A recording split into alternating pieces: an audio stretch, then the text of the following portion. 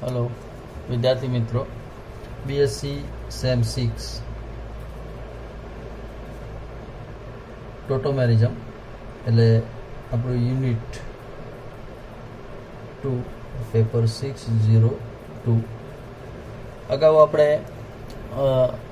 3-4 લેક્ચરમાં ક્લાસરૂમમાં આગળની વસ્તુઓ શીખી ગયા કે જેમાં આપણે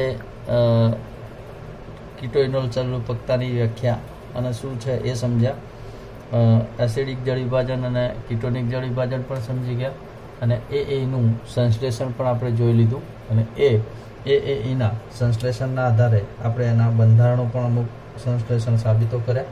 તો એમાંથી એક સંશ્લેષણ આપણે લઈએ 2,3-મિથાઇલ 2-હેક્ઝેનોન.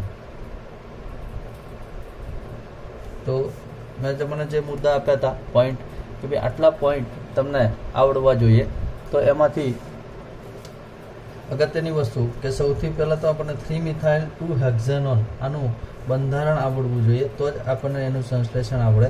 CH3 C double bond O CH CH3 CH2 CH2 CH3. હવે આપણા જે સ્ટેપ છે એ સ્ટેપ તો કે પહેલાં તો સોડિયમનો ક્ષાર તો શેમાંથી બનાવવાનો છે, તો એમાંથી. તો એનું બંધારણ આપણે લખીએ CH3 C double bond O CH2 C double bond O OC2H5. આનું પહેલું સ્ટેપ કે ભાઈ એનો સોડિયમનો ક્ષાર બનાવો, તો C2H5 ONA સાથે આપણે એની પ્રક્રિયા કરીએ એટલે માઇનસ C2H5 OH દૂર થશે. First step. તો અહીંયા બંધારણ આપણને મળે CH3 C double bond O CH NA C double bond O અને O C2H5. આ સોડિયમનો ક્ષાર મળ્યા પછી આપણે બંધારણ જે દોર્યું છે એના આધારે આપણે એમાં ગ્રુપ કયું દાખલ કરવું છે એ નક્કી કરીશું. તો અહીંયા આપણો કોમન પાર્ટ આપણે નક્કી કરવો પડે. આટલો આપણો કોમન પાર્ટ થાય જે આપણને એમાંથી મળે છે.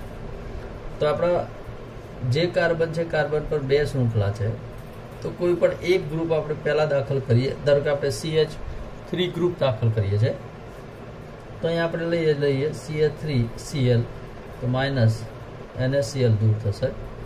બંધારણ આપણને આવું મળશે CH3 C double bond O CH CH3 C double bond O OC2H5. Okay. ત્યારબાદ આપણે બીજું ગ્રુપ દાખલ કરવું છે, પણ ગ્રુપ દાખલ કરવા માટે આપણે પહેલાં સોડિયમનો ક્ષાર બનાવવો પડે. તો ફરીથી આપણે એ રિએક્શન લઈશું. ફર્સ્ટ સ્ટેપ તો CH2H5 ONA તો માઇનસ C2H5 OH અહીંયા દૂર થશે. બંધારણ આપણને આવું થશે CH3 C double bond O CH3 છે, C ડબલ બોન્ડ O છે, OC2H5 છે. અહીંયા આપણને સોડિયમ દાખલ થશે. ઓકે. તો હવે બીજું ગ્રુપ આપણે અહીંયા દાખલ કરીએ Cl CH2 CH2 CH3 minus અહીંયા પણ NaCl ધારો કે દૂર થાય. તો આપણું ગ્રુપ આપણને આવું મળે CH3 C double bond O CH3 group અહીંયા દાખલ થશે CH2 CH2 CH3. અહીંયા આપણું જે છે C ડબલ O C2H5 રહેશે. આનું આપણે આગળ કરીએ કીટોનિક જળ વિભાજન. તો અહીંયાથી બંધ તૂટે C ડબલ બોન્ડ Oનું, તો આપણું બંધારણ આવું થાય CH3 C double bond O CH3. આપણે આ શૃંખલાને અહીંયા લખી દઈએ CH2 CH2 CH3 અને અહીંયા બનશે આપણું C ડબલ OH. આનું જ્યારે આપણે ડીકાર્બોક્સિલેશન કરીએ તો માઇનસ CO2 દૂર થાય એટલે અહીંયાથી CO2 જાય, હાઇડ્રોજન અહીંયા આવશે. તો CH3 C double bond O CH CH3 CH2 CH2 CH3. આ રીતે આપણને અહીંયા બંધારણ મળશે. આ જે બંધારણ મળ્યું આપણું એ આપણું થશે 3-મિથાઇલ 2-હેક્ઝેનોન. ઓકે. તો એક આ બંધારણ આપણને અહીંયા મળે. ત્યારબાદ આપણે હવે જોઈએ ડાયકીટોન. ડાયકીટોનનું સંશ્લેષણ અત્યાર સુધી આપણે એવું બંધારણ જોયું કે આ બંધારણ છે તો આમાં એક જ કીટોન ગ્રુપ આવેલું છે. હવે આપણે એવું જોઈશું કે ભાઈ જેમાં બે કીટોન ગ્રુપ આવેલા હોય તો આપણે બંધારણ લઈ લઈએ અહીંયા કે ભાઈ 2,4 ડાયપેન્ટેનોન.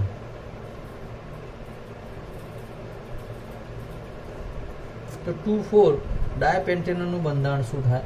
તો CH3 C ડબલ બોન્ડો CH2 C ડબલ બોન્ડો CH3.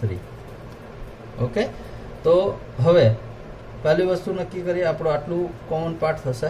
શેમાંથી મેળવવાનું છે? એમાંથી. તો એનું બંધારણ લખીએ CH3 C ડબલ બોન્ડો CH2 C ડબલ બોન્ડો OC2H5. હવે પહેલી વસ્તુ આપણે જે પ્રમાણે સ્ટેપ લઈએ છીએ એ જ પ્રમાણે કે ભાઈ આપણે પહેલું લઈએ કે આપણે સોડિયમનો ક્ષાર બનાવો છે. અહીંયા સોડિયમનો ક્ષાર ન બનાવો તો પણ ચાલે, હું તમને કહું છેલ્લે. તો અહીંયા સોડિયમનો ક્ષાર બનાવીએ C2H5ONA. તો C2H5OH દૂર થશે માઇનસ. તો CH3 C ડબલ બોન્ડો CHNA C ડબલ બોન્ડો OC2H5. ઓકે, ગ્રુપ આપણું કયું દાખલ થશે? તો આ ગ્રુપ થઈ ગયું આપણું CH3COCl. તો આપણે Cl CO CH3 લઈ લઈએ, માઇનસ NaCl દૂર થાય. તો બંધારણ આપણને આવું મળે CH3 C ડબલ બોન્ડો CH CO CH3 ગ્રુપ દાખલ થયું C ડબલ બોન્ડો OC2H5. આનું આપણે કીટોનિક જળ વિભાજન કરીએ તો અહીંયા બનશે CH3 C ડબલ બોન્ડો CH CO CH3 અને C ડબલ OH.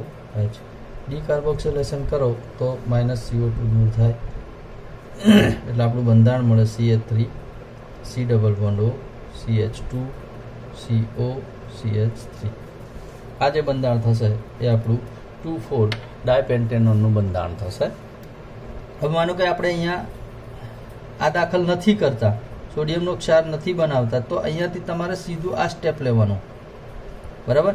તો અહીંયા દૂર શું થશે? તો માઇનસ HCl, એટલે કે અહીંયા જે CH2 છે સક્રિય મિથેલિન સમૂહ, એ CH2 પરથી હાઇડ્રોજન દૂર થાય અને તમે જે ગ્રુપ લેશો એમાંથી ક્લોરીન દૂર થશે અને સીધું જ તમને આ સ્ટેપ મળે. એ પણ બનાવી શકો, રૂટીન પ્રમાણે પણ તમે એમાં એ વસ્તુ બનાવી શકશો.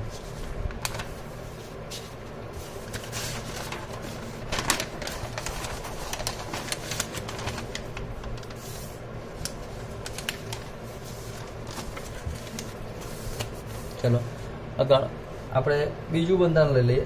આ પૂછાય છે 2,5 ડાયહેક્ઝેનોન.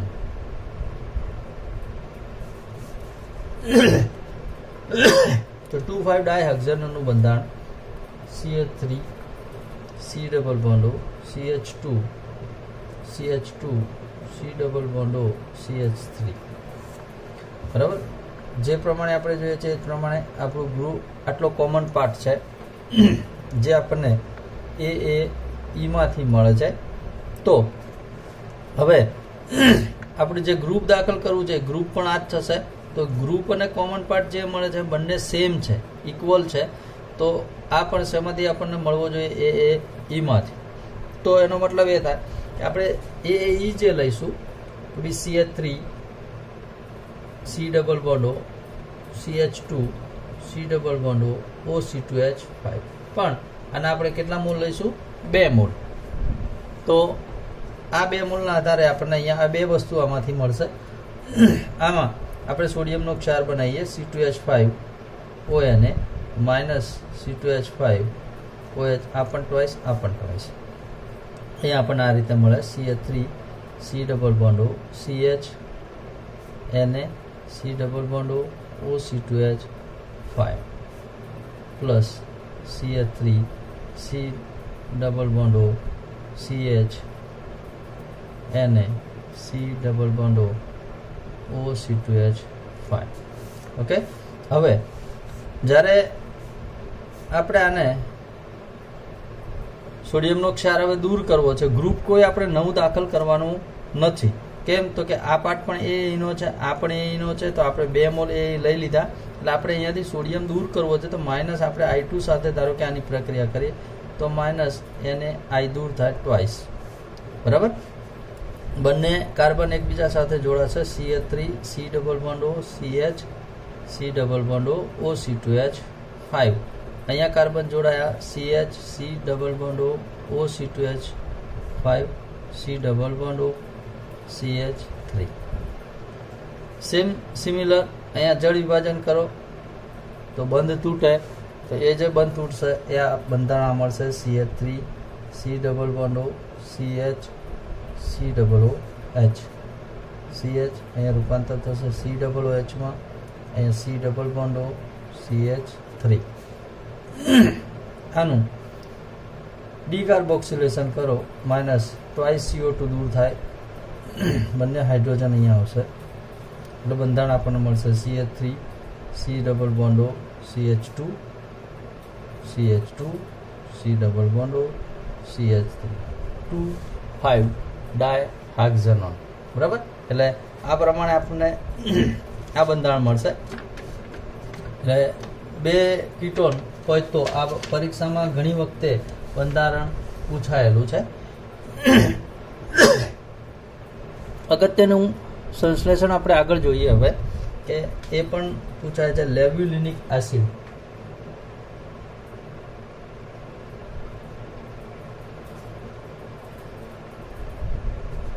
લેવ્યુલિનિક એસિડ, તો પહેલા તો લેવ્યુલિનિક એસિડનું બંધારણ આપણે જોઈએ. CH3 C double bond O CH2 CH2 અને C ડબલ O H.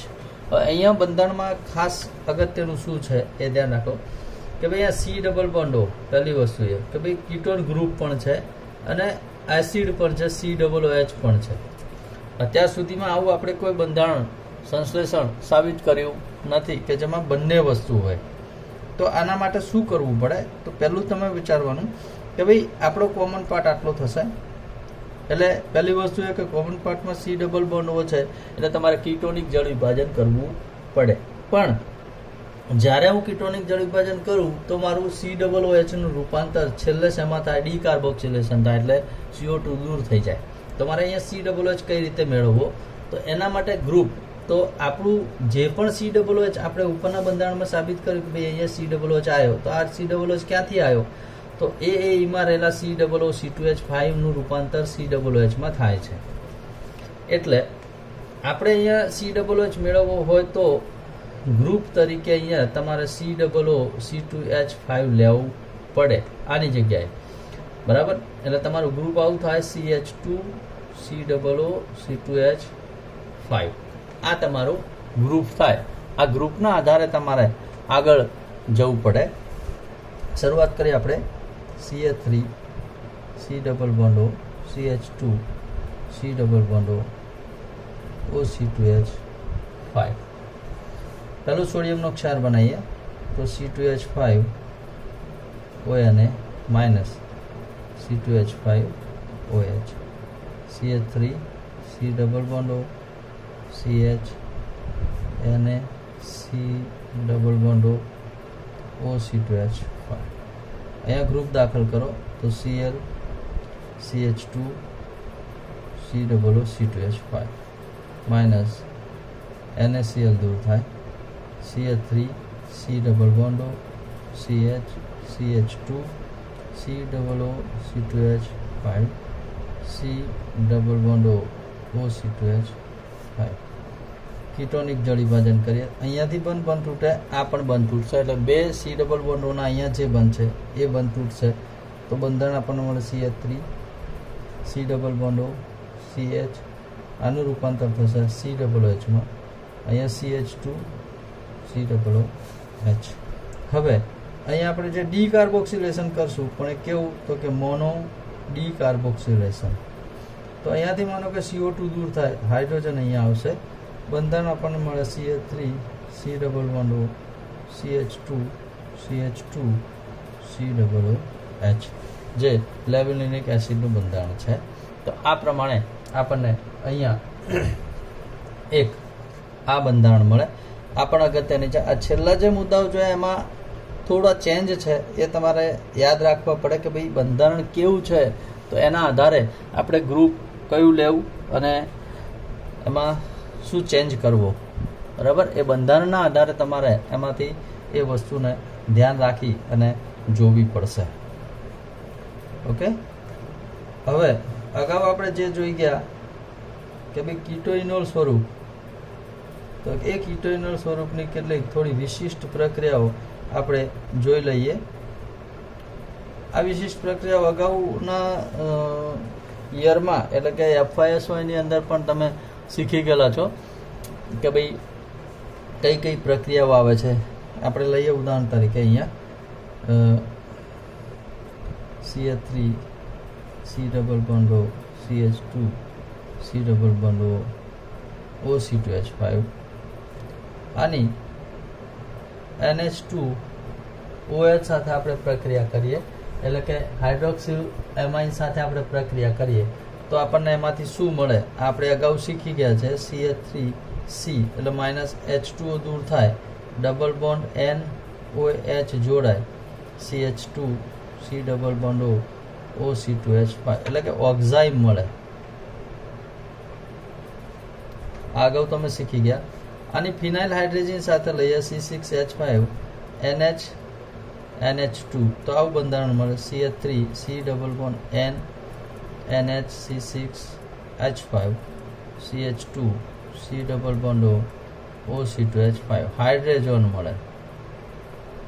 તો આ વસ્તુઓ આપણે અગાઉ SYમાં અને FYમાં કાર્બોહાઈડ્રેટમાં તમે શીખી ગયા કે ભાઈ હાઇડ્રોક્સિલ એમાઇન સાથે પ્રક્રિયા કરતા ઓક્ઝાઇમ મળવો જોઈએ, ફિનાઇલ હાઇડ્રોજન સાથે પ્રક્રિયા કરો તો હાઇડ્રોજન તમને મળવો જોઈએ. તો આમાં એવું કહી શકાય કે ભાઈ આમાં કીટો સ્વરૂપ હોવું જોઈએ. ત્યારબાદ આની HCN સાથે તમે પ્રક્રિયા કરો, યોગશીલ પ્રક્રિયા, તો તમને બંધારણ શું મળે તો કે CH3C OH અને CN દાખલ થાય, CH2 C double bond O OC2H5. આ CN નું આગળ ઓક્સિડેશન કરો તો આનું રૂપાંતર થાય COOH માં, બરાબર. આની NaHCO3 સોડિયમ બાયકાર્બોનેટ સાથે પ્રક્રિયા આપણે કરીએ તો આપણને આવું મળશે CH3C, અહીંયા થશે OH, અહીંયા CH2 C double bond O OC2H5, અહીંયા થશે SO3 અને એટલે આપણને અહીંયા બાય સલ્ફાઇડ વ્યુત્પન્ન આમાંથી મળે.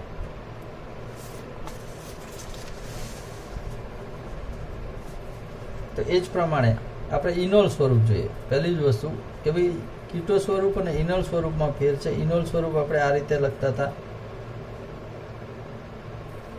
આ રીતે, આ એનું ઇનોલ સ્વરૂપ છે. કીટોનમાં C ડબલ બોન્ડ O સ્વરૂપ આપણે લખતા હતા. તો બંધારણ આપણે જે લખશું એમાં ખાસ ધ્યાન રાખશું પહેલાં તો કે ભાઈ CH3 C OH double bond CH C double bond O એટલે કે આપણે સીધું અહીંયા લખી દઈએ C ડબલ O C2H5. આમાંની કોઈ જરૂર નથી માટે. આની સોડિયમ સાથે તમે પ્રક્રિયા કરો તો શું બને તો CH3C ON double bond CH અને C ડબલ O C2H5 એટલે સોડિયમનો ક્ષાર આપણને અહીંયા મળે.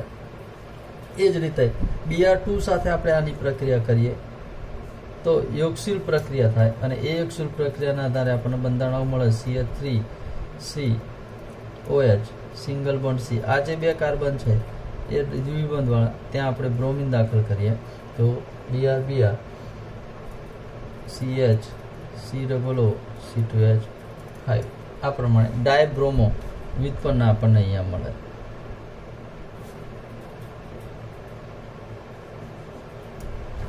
તો આ પ્રમાણે અહીંયા આપણે અગાઉ જે શીખ્યા એ વસ્તુ આ છે સેમ AAE. તો AAE નું જે આપણે બંધારણમાંથી લેતા હતા તો એનું પ્રક્રિયાઓ અહીંયા સુધી છે. ત્યારબાદ હવે આપણે જે અગાઉ શીખવાનું છે એ મેલોનિક એસ્ટર છે. તો મેલોનિક એસ્ટર એમાં સેમ વસ્તુ છે કે મેલોનિક એસ્ટરનું પહેલાં સંશ્લેષણ જે આપણે અગાઉ AAE માંથી શીખ્યા એ જ પ્રમાણે અહીંયા મેલોનિક એસ્ટરમાંથી છે. તો મેલેનિક એસ્ટરનું સંશ્લેષણ જોઈ લઈએ.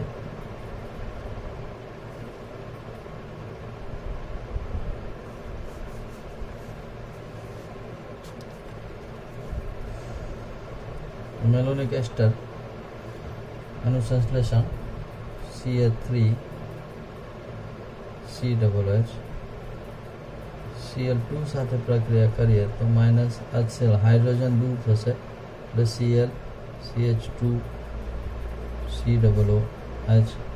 ત્યારબાદ આની KCN સાથે પ્રક્રિયા કરીએ તો માઇનસ KCl દૂર થાય CN CH2COOH. આની ઓક્સિડેશન પ્રક્રિયા કરીએ તો Cn નું રૂપાંતર જે છે એ અહીંયા બનશે COOH C2H5OH ઇથેનોલ સાથે પ્રક્રિયા કરીએ તો માઇનસ ટ્વાઇસ H2O દૂર થશે. આ બંધારણ મળશે CH2 COO C2H5 COO C2H5. આ જે બંધારણ બનશે એ બંધારણ થશે મેલોનિક એસ્ટર. અહીંયા સક્રિય મિથિલિન સમૂહ આ છે. જે વસ્તુ આપણે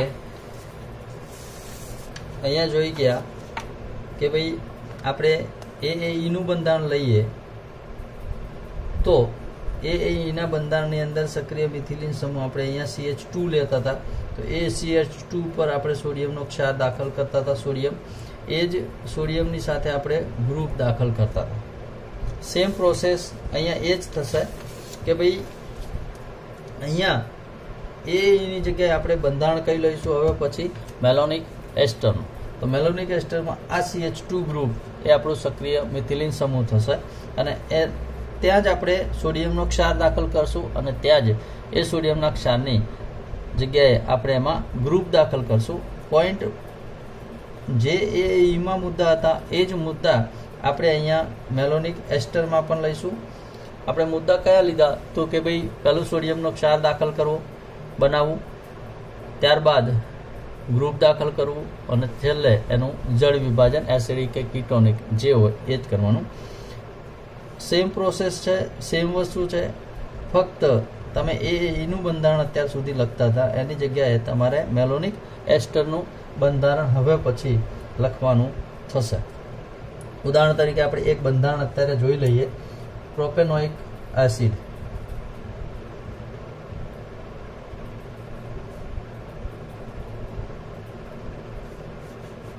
તો પ્રોપેનોઇક એસિડનું બંધારણ પહેલા તો શું થાય તો CH3 CH2 અને COOH. તો પહેલી જ વસ્તુ એ કે ભાઈ જેમ અગાઉ આપણે જોતા હતા કે ભાઈ આમાંથી આપણને કોમન ભાગ કયો મળશે એ જ વસ્તુ તમારે આમાં પણ જોવી પડશે. તો કોમન પાર્ટ તમારો જે થશે એ અહીંયા આ થશે. આ તમારો કોમન ભાગ. કોમન ભાગનો મતલબ એ મેલોનિક એસ્ટરમાંથી તમને જે મળશે. બંધારણ આપણે અહીંયા સાબિત કરીએ CH2 COO C2H5 COO C2H5. પહેલું આપણે સોડિયમનો ક્ષાર બનાવીએ C2H5 OH અને માઇનસ C2H5OH. એટલે સોડિયમ દાખલ થશે CH COO C2H5 COO C2H5. Group દાખલ કરીએ તો આપણું ગ્રુપ આ થશે એટલે આપણે લઈએ CH3Br તો માઇનસ NaBr દૂર થાય એટલે આપણું બંધારણ આવું થાય CH3 CH COO C2H5 COO C2H5. જળ વિભાજનની પ્રોસેસ કરીએ તો જળ વિભાજન કરીએ એટલે અહીંયાથી બે બંધ તૂટે એટલે એનું રૂપાંતર થાય COOHમાં એટલે CH3 CH COOH COOH. અહીંયા આગળ આપણે આનું મોનો ડીકાર્બોક્સિલેશન કરવું પડે એટલે માઇનસ CO2 દૂર થાય. મને કે અહીંયાથી CO2 દૂર થાય તો અહીંયા આવશે એટલે આપણને CH3 CH2 COOH આ બંધારણ મળે. ઓકે, તો સેમ મેલોનિક એસ્ટરમાંથી પણ આપણે એ જ સ્ટેપ લીધા. ફરીથી બોલું છું, ધ્યાન રાખજો કે પહેલાં આપણે સોડિયમનો ક્ષાર બનાવ્યો જે આપણે AAEમાં પણ બનાવતા. ત્યારબાદનું સેકન્ડ સ્ટેપ આપણે ગ્રુપ દાખલ કર્યું અહીંયા, એ પણ આપણું સેમ છે. અને ત્યારબાદ આપણે એનું જળ વિભાજન કીટોનિક એસિડિક જળ વિભાજન કરતા હતા, આપણે અહીંયા કીટોનિક જળ વિભાજન કર્યું, તો એના આધારે મોનોડિકાર્બોક્સિલેશન. તો સ્ટેપ બધા આપણા એના જ છે જે એમાં લેતા હતા. નવ કશું જ આમાં બીજું નથી, ફક્ત અહીંયા એની જગ્યાએ તમારે મેલોનિક એસ્ટર લેવાનું છે. તો અગાઉ જ્યારે આપણે લેક્ચર લઈશું એમાં આપણે અગાઉના બીજા બંધારણ જે છે એ બધા બંધારણની પણ આપણે ચર્ચા કરીશું.